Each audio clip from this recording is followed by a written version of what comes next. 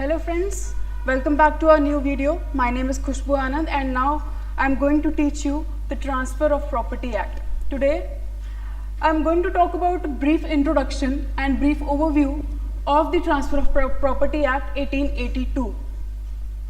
So first of all हम देखेंगे हर एक एक्ट की तरह, जैसे कि कोई माइनर एक्ट होता है, कोई भी मेजर एक्ट होता है, सबसे पहले मैं बात करती हूँ उसके इन्फोर्समेंट डेट की। उसके इन्फोर्समेंट डेट की बात करती हूँ, इसकी इन्फोर्समेंट डेट है 1 जुलाई 1882।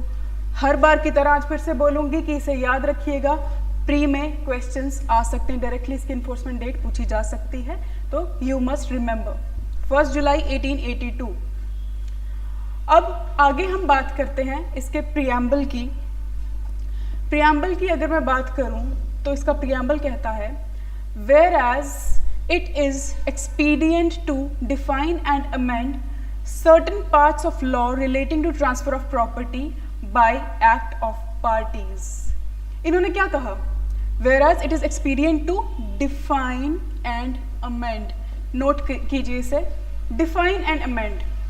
इसका मतलब क्या आ गया कि कुछ लॉज थे property related by act of transfer of property by act of parties के रिलेटेड, तो उन्हें डिफाइन एंड अमेंड किया गया, उसके पर्पस के लिए इस एक्ट को लाया गया। अब यूजुअली देखेंगे बाकी कुछ एक्ट्स होते हैं जहाँ पर लिखा होता है to consolidate the law of limitation, to consolidate so and so law. तो कंसोलिडेट का मतलब होता है कि कुछ चीज़ स्कैटर्ड थी, उसे इकट्ठा करके हमने स्ट्रॉन्ग कर दिया, बट यहाँ पर ऐसा नहीं है। यहाँ पर कुछ हमारे पास लॉ ऑफ प्रॉपर्टी हमारे पास ऑलरेडी थे, अवेलेबल थे 1882 से पहले, लेकिन उसे हमने थोड़ा सा स्ट्रीमलाइन किया, उसके एक सेक्शन को थोड़ा सा स्ट्रीमलाइन किया। ये कंसोलिडेशन नहीं है। लॉ ऑफ प्रॉपर्टी सिर्फ टीपीए में, ट्रांसफर ऑफ प्रॉपर्टी एक्ट 1882 में मौजूद नहीं है, इसके अलावा और भी लॉज हैं प्रॉपर्टी रिलेटेड, उनकी बात हम बाद में करेंगे, वो किस एस्पेक्ट से रिलेट करते हैं। इसका एस्पेक्ट तो फिलहाल हमें यहाँ पर प्रियम्बल में ही पता लग गया। Parts of law relating to transfer of property by act of parties, इसका एस्पेक्ट हमें पता लग गया, बाय एक्ट ऑफ पार्टीज। इसका मतलब ये आ गया कि जो इसमें पार्टीज इन्वॉल्व हैं उनका विलिंगनेस होना चाहिए, ट्रांसफरर का भी विलिंगनेस होना चाहिए उस ट्रांसफर में, और ट्रांसफरी का भी वहाँ पर विलिंगनेस होना चाहिए। इनका कुछ एक्ट होना चाहिए जिसके तहत प्रॉपर्टी ट्रांसफर हुई है, तो वहाँ पर ट्रांसफर ऑफ प्रॉपर्टी एक्ट वहाँ पर अप्लाई हो जाएगा, अदरवाइज नहीं होगा। अब दिस एक्ट ऑफ पार्टीज, इसका एक अदर टर्मिनोलॉजी भी इसके लिए यूज होती है, इंटरवाइवर्स। इसे बोला जाता है ट्रांसफर ऑफ प्रॉपर्टी इंटरवाइवर्स। इसका मतलब हो जाता है ट्रांसफर बिटवीन लिविंग पर्सन्स। इंटरवाइवर्स का मीनिंग क्या हो जाता है, transfer between living persons, transfer between living persons. इससे मुझे क्या पता चल गया, अब क्या पता चल गया इससे कि इसमें जो ट्रांसफरर है और जो ट्रांसफरी हैं दोनों जिंदा होने चाहिए। At the time of transfer जो प्रॉपर्टी देने वाला है और जो प्रॉपर्टी लेने वाला है दोनों का जिंदा होना ज़रूरी है। फॉर एग्जाम्पल सेल की केस में, गिफ्ट की केस में, सेल की केस में जो सेलर होता है ही मस्ट बी लिविंग, जो बायर होता है ही मस्ट बी लिविंग। गिफ्ट के केस में donor must be living, donee must be living. अगर ऐसा नहीं हुआ तो फिर ट्रांसफ़र नहीं हो पाएगा। टीपीए वहाँ पर ऐसे ट्रांसफर्स में एप्लीकेबल नहीं है, फिर कुछ और लगेगा जिसकी हम बात आगे करेंगे। तो ये क्लियर हो गया आप सबको, इसे नोट कर लीजिए। आगे चलते हैं। आगे मैं जनरली बात करती हूँ ट्रांसफर्स के बारे में। अब ट्रांसफर ऑफ प्रॉपर्टी एक्ट की इंट्रोडक्शन दे रही हूँ, तो ट्रांसफर्स क्या होते हैं, किस तरह के होते हैं लॉ की नज़र में, तो वो जानना हमारे लिए ज़रूरी है, जिससे हमें इसका जो टीपीए का जो इंटरवाइवर्स वाला जो सेक्शन है, सिर्फ इसी एस्पेक्ट के लिए ट्रांसफर्स क्यों की गई, इसी के लिए ये एक्ट क्यों बनाया गया, ये एस्पेक्ट भी क्लियर हो जाएगा, ये कन्फ्यूजन भी यहाँ से क्लियर हो जाएगी। तो देखिए ट्रांसफर्स की हैं दो किस्में, two types, by and between the living persons and by the dead person। transfer by a living person, transfer by a dead person। अब ट्रांसफर्स बाय लिविंग पर्सन यानी कि ट्रांसफर इंटरवाइवर्स, इसकी बात कर रहा है क्या टीपीए। अभी हमने बात की कि ये सिर्फ ट्रांसफर्स बिटवीन लिविंग पर्सन्स की बात करता है TPA, the transfer of property act. इसमें ट्रांसफरर का भी जिंदा होना जरूरी है और ट्रांसफरी का भी जिंदा होना जरूरी है। ऑन दी अदर हैंड अब ये जो ट्रांसफर्स बाय डेड पर्सन है ना, ये फर्दर इसकी 2 क्लासिफिकेशंस आ जाती हैं.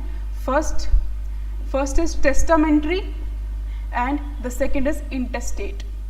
Testamentary transfers and intestate transfers. अब टेस्टामेंट्री ट्रांसफर्स कौन से हो गए? विल्स. जैसे कि विल्स, वसीयत की जाती है, वसीयत बनाई जाती है. इसमें क्या होता है, कोई पर्सन है, उसकी प्रॉपर्टी है, वो पहले से ही एक विल तैयार करके जाता है, वसीयत तैयार करके जाता है कि मेरे मरने के बाद मेरी प्रॉपर्टी का क्या होगा, किस किस के पास मेरी प्रॉपर्टी जाएगी. तो इसे कहते हैं टेस्टामेंट्री डॉक्यूमेंट. विल्स को कहते हैं टेस्टामेंट्री डॉक्यूमेंट, और इसे कहते हैं, इस फॉर्म ऑफ ट्रांसफर को बोलेंगे हम टेस्टामेंट्री सक्सेशन. टेस्टामेंट्री सक्सेशन बोलेंगे. आगे जिसके नाम भी उन्होंने, चाहे चैरिटी के नाम किया, स्टेट के नाम किया, अपने घर वालों के ही नाम किया, बच्चों के नाम किया, किस रेशो में किया उनके नाम, तो इसे हम कहेंगे टेस्टामेंट्री सक्सेशन. कि जिसमें जो पर्सन की डेथ हो गई है, जो डिसीज्ड हैं, वो मरने से पहले ही तय करके गए थे कि मेरी प्रॉपर्टी का बंटवारा किस तरह से होगा, किसे किसे क्या मिलेगा. और on the other hand interstate transfers. Interstate transfers वो हो गए जब कोई पर्सन है जिसके पास प्रॉपर्टी है, लेकिन वो मरने से पहले ये तय करके नहीं गए कि मेरी प्रॉपर्टी कहाँ कहाँ किसके पास जाएगी, किस रेशो में इसका बंटवारा होगा, वो कुछ भी इसके बारे में कह कर नहीं गए. ऐसे ही उनकी डेथ होगी. मतलब उन सिंपल सी भाषा में कहूँ तो उन्होंने विल नहीं बनाई. तो अब उनकी प्रॉपर्टी का क्या होगा? अब उनकी प्रॉपर्टी में क्या होगा? इनहेरिटेंस अपना रोल प्ले करेगी.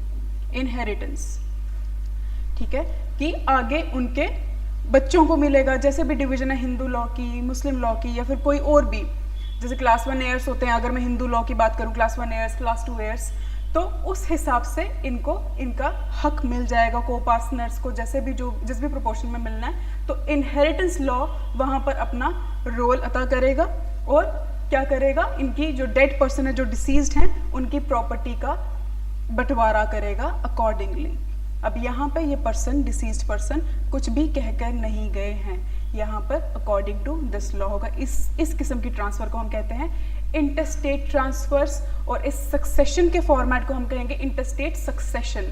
ठीक है, इंटरस्टेट सक्सेशन फैमिली लॉज में हम पढ़ते हैं, ये उसकी बात करता है. तो इससे हमें पता क्या चल गया? इससे हमें ये पता चल गया कि जो इनहेरिटेंस वाला जो लॉ है और जो विल्स वाला लॉ है, ये अलग से कवर्ड है. ठीक है, यानी कि नटशेल में जो ट्रांसफर्स बाय डेड पर्सन है, इनके लिए अलग से लॉज कवर्ड हैं. ठीक है, तो इसमें इनको इसमें इंक्लूड करने की ज़रूरत ही नहीं थी. ये ऑलरेडी अवेलेबल थे, ये ऑलरेडी अलग से इनकी किताबें बनी हुई हैं. तो हमने सिर्फ क्या किया? टीपीए बनाया, जो किससे डील करता है? ट्रांसफर्स बिटवीन लिविंग पर्सन से डील करता है. तो यहाँ से ये क्लियर हो गया हमें कि टीपीए बनाने की ज़रूरत क्या पड़ी, और टीपीए का बस लिमिटेड एस्पेक्ट रखने की ज़रूरत क्या पड़ी. ठीक है, अब हम आगे चलते हैं. आगे हम चलते हैं फंक्शनल एस्पेक्ट ऑफ टीपीए के ऊपर. फंक्शनल एस्पेक्ट यानी कि इसके काम क्या है, इसने किया क्या. टीपीए आया तो सही, बट लाया किस लिए गया इसे, इसके आने का मकसद क्या था? मकसद तो मैंने बता दिया, लेकिन इसके आने के कारण हुआ क्या क्या, हमें हेल्प क्या क्या मिली, इसने काम क्या क्या किया. पहला तो आ गया uniform law on transfer of immovable properties. ठीक है, transfer between living persons and transfer of immovable properties पे आपको क्या मिल गया? कि यूनिफॉर्म लॉ मिल गया. आज मुझे देखना है कि मैंने सेल करनी है, मैंने किसी को गिफ्ट देना है, लीज करनी है, मॉर्गेज करना है, तो मैं कहाँ किस लॉ के प्रिंसिपल्स को देखूंगी? कौन से एक्ट में मुझे मिलेंगे? वो मुझे मिलेंगे टीपीए में अवेलेबल हो जाएंगे वो सारे प्रिंसिपल्स. सेल हो गया, लीज हो गई, गिफ्ट हो गया, मॉर्गेज हो गया एंड सो ऑन.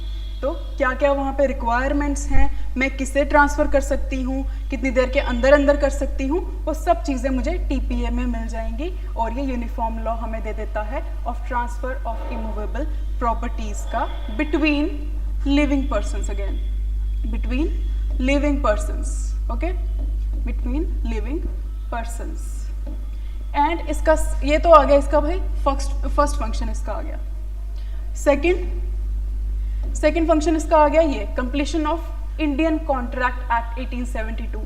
हमने इंडियन कॉन्ट्रैक्ट एक्ट पढ़ा होगा, आपने भी पढ़ा ही होगा आई एम श्योर. तो उसमें हमने देखा वहाँ पर दिया हुआ है कि भाई कॉन्ट्रैक्ट कैसे करना है, करने के तरीके, एसेंशियल्स क्या हैं, कॉन्ट्रैक्ट के एसेंशियल्स क्या हैं, एक्सेप्टेंस कब होगी, इनविटेशन टू ऑफर क्या है, बेलमेंट क्या है, प्लेज क्या है, इंडेमनिटी गारंटी, कंटिजेंट कॉन्ट्रैक्ट्स वगैरह, ये सब जो उसके वहाँ पे सब्सटैंटिव डेफिनेशंस वहाँ पर दी गई हुई हैं। बट अब हमने एक अग्रीमेंट कर ली फॉर एग्जांपल, अब आगे क्या, मैंने आपसे कुछ अग्रीमेंट कर ली, ठीक है, कि मैं अपनी कार ही आपको सेल कर दूंगी, मैं अपना फ़ोन आपको सेल करूंगी, अग्री कर लिया। अब आगे कैसे चलेंगे, ठीक है, आगे चलने के लिए इंडियन कॉन्ट्रैक्ट एक्ट को, कॉन्ट्रैक्ट्स को आगे चलाने के लिए टीपीए का यूज़ है। टीपीए ने आके क्या किया, इंडियन कॉन्ट्रैक्ट एक्ट को आगे चलाने के लिए काबिल बनाया। टीपीए को हम क्या कहेंगे, टीपीए इज प्रोसीजरल और executory aspect of the contract act, ठीक है। इसको कंप्लीट करके, इंडियन कॉन्ट्रैक्ट एक्ट को कंप्लीट करके इसने क्या किया, उसका एग्जीक्यूशन भी कंप्लीट कर दी, हमें एक रास्ता दे दिया कि कॉन्ट्रैक्ट किया है तो अब आगे कैसे चलेंगे, इसमें प्रिंसिपल्स कौन से लगेंगे। तो ये जो थोड़ा सा आधा अधूरा था, इसकी सारी कमियां किसने पूरी कर दी, टीपीए ने पूरी कर दी, इंडियन कॉन्ट्रैक्ट एक्ट की कमियां। अब नेक्स्ट जो टीपीए है, जनरली अगर मैं बात करूं, generally TPA overrides personal law but barring some exceptions, there are some exceptions जहां पे पर्सनल लॉ सुपरसीड कर जाता है, उसकी बात हम आगे करेंगे एप्लीकेबिलिटी के टाइम।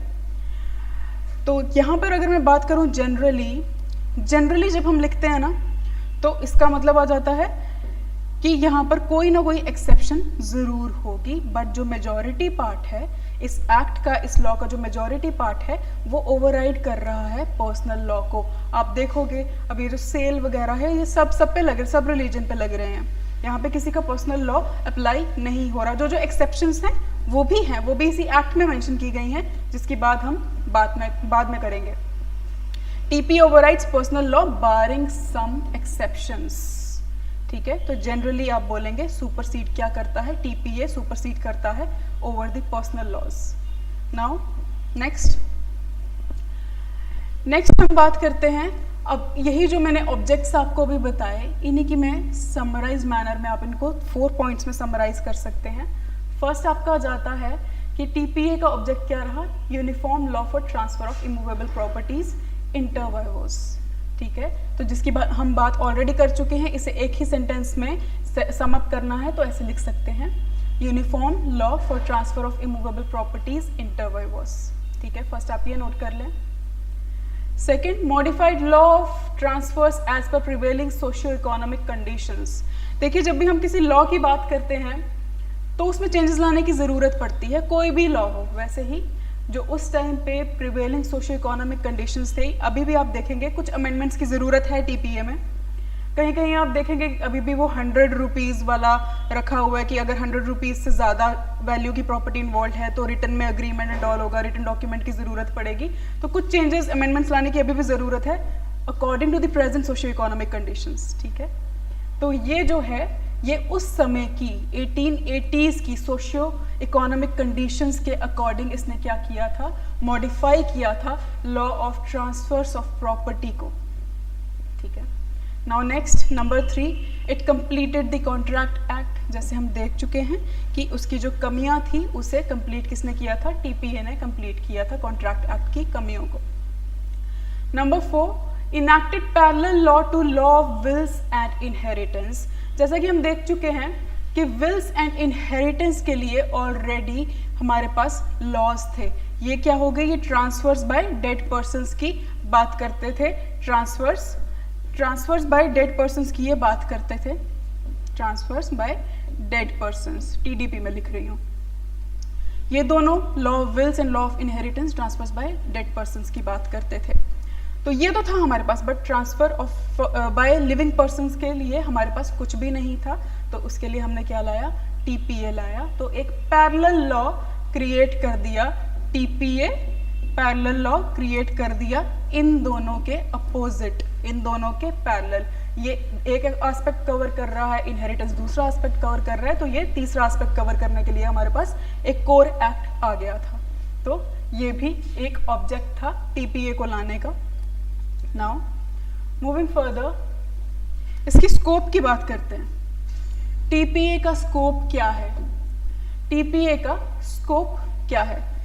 अभी तक जितना देखा है तो हमें इतना जज तो हो ही जाता है, कि इसका स्कोप थोड़ा सा लिमिटेड है, ठीक है। एक तो ये सब्जेक्ट मैटर भी इसका देखें तो सिर्फ एक ये limited type of specific type of transfer को कवर कर रहा है। सब टाइप की जो हर एक टाइप की जो ट्रांसफर्स हैं उन्हें ये कवर नहीं कर रहा है, तो वहाँ से सीधा पता चल जाता है हमें ये not exhaustive. TPA is not exhaustive, transfer of property act is not exhaustive. Exhaustive का मतलब क्या होता है? एग्जॉस्टिव का मीनिंग होता है कि जो भी है बस यही है, इसके बाहर कुछ नहीं है।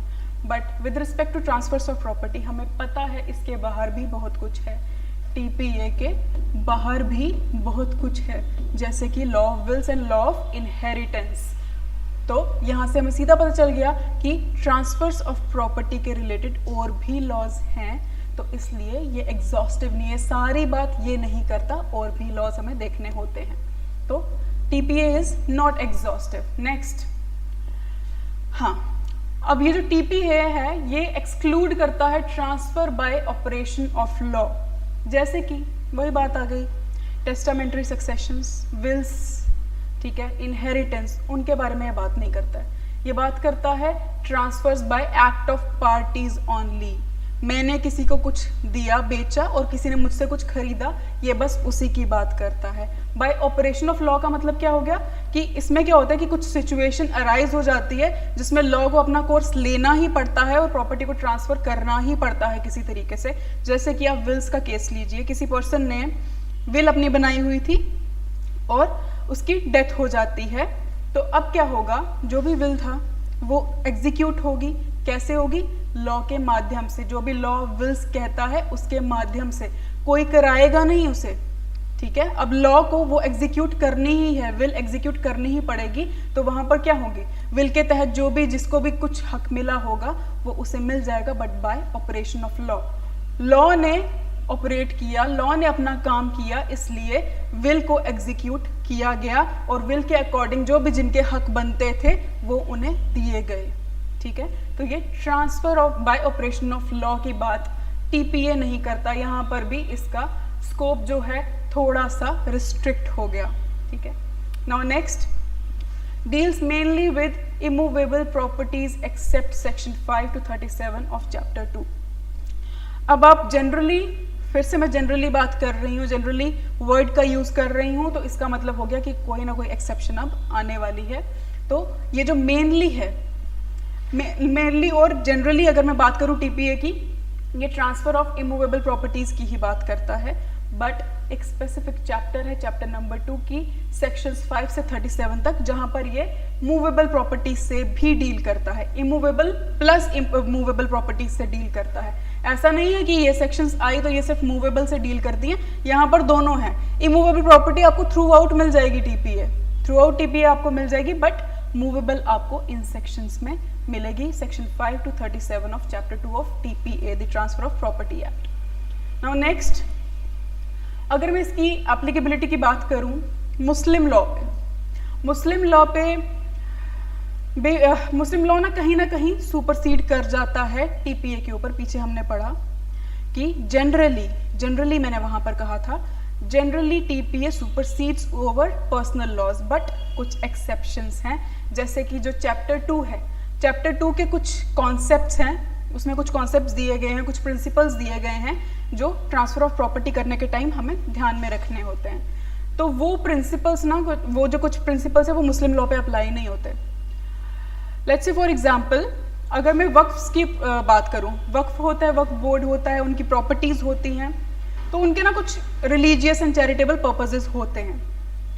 अब जो वक्फ के पास जो प्रॉपर्टी होती है वो क्या होती है, वो ना काफ़ी देर के लिए उनके पास रहती है, अनलिमिटेड अमाउंट ऑफ टाइम के पास के लिए उनके पास रह सकती है, वक्फ बोर्ड के पास रह सकती है। लेकिन अब ये किसके अगेंस्ट चला गया, सेक्शन 14 के अगेंस्ट चला गया, सेक्शन 14 ऑफ टीपीए के अगेंस्ट चला गया। सेक्शन 14 बात करती है रूल अगेंस्ट परपेचुइटी की, जो हम बाद में डिटेल में देखेंगे। रूल अगेंस्ट परपेचुइटी की बात करती है, ये कहती है, नटशल में मैं बता देती हूँ क्या इसका मकसद क्या है इस सेक्शन का, कि प्रॉपर्टी को ना ज़्यादा देर तक विदाउट ओनर नहीं रखना है, ज़्यादा देर तक उसे हवा में लटका नहीं रखना है, उसे एक जगह मिलनी चाहिए, एक ओनर मिलना चाहिए, परमानेंट ओनर मिलना चाहिए। तो ऐसा नहीं हो कि वो टेम्परेरीली किसी ट्रस्ट के पास फंसी है, किसी के लाइफ इंटरेस्ट के लिए उसके पास दे दी हुई है, तो उसके एक स्पेसिफिक टाइम पीरियड स्पेसिफाई किए हुए हैं अपकमिंग सेक्शंस में। तो सेक्शन 14 बात करती है कि प्रॉपर्टी को आपने विदाउट ओनर नहीं रखना है, रूल अगेंस्ट परपेचुइटी इसका नाम होता है। तो ये तो आप देखिए जो वक्फ वाली एग्जाम्पल है उसमें तो अनलिमिटेड अमाउंट ऑफ टाइम के लिए वक्फ बोर्ड के पास प्रॉपर्टीज पड़ी होती हैं। तो यहाँ पर भी चैप्टर 2 का मुस्लिम लॉ पे चैप्टर 2 का सेक्शन 14 जो है वो अप्लाई नहीं हो रहा है। फर्स्ट यहाँ से हमें पता चल गया।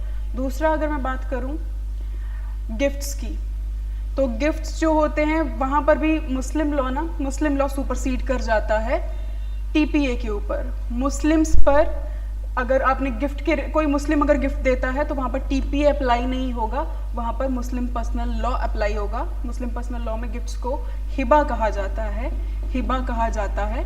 तो उसके अकॉर्डिंग गिफ्ट्स का जो प्रोसेस है, जो गिफ्ट्स वाली जो ट्रांजैक्शन है गिफ्ट देने की लेने की, वो गवर्न होगी according to Muslim personal law in the case of Muslims only. और अदरवाइज बाकी हिंदूज हैं, कोई और है, उनके केस में टीपीए लगेगा गिफ्ट्स की ट्रांजैक्शन के केस में।